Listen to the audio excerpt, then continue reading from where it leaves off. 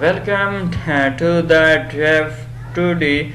In the draft today, so we will be discuss about iPhone 14 Pro Max review. Is it worth the upgrade? iPhone 40 Pro. In our long-term review of the iPhone 40 Pro, we differentiate between Apple's marketing machines and noise to have feathers. With the iPhone 14 Pro and iPhone 40 Pro Max, Apple's introduced plenty of new feathers. We have new faster processors, satellite connectivity, improved thermal performance, and more.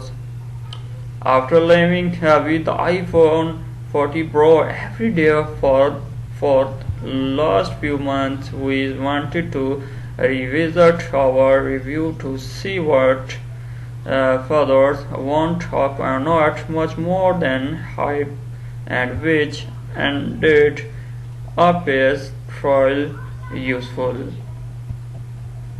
Always on display.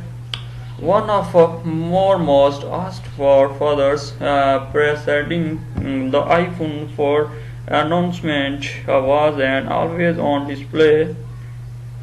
It was a possibility with the iPhone 13 Pro, but it was apparently scrapped at the last moment while testing competing Android handsets. It had always been one of the few feathers we wished Apple would take and expand upon.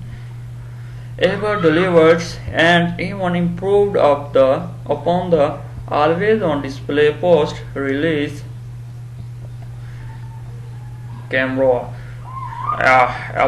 Apple's confidentially interest the camera, and this were had one of its most substantial upgrades to date.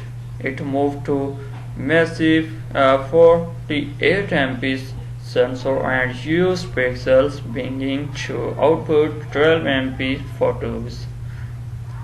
In reality, most users won't notice this. The output is still 12 MP, and we are going to play around with the full 48 MP raw options. We can see some low light improvement, but it's minutes without seeing pics side by side.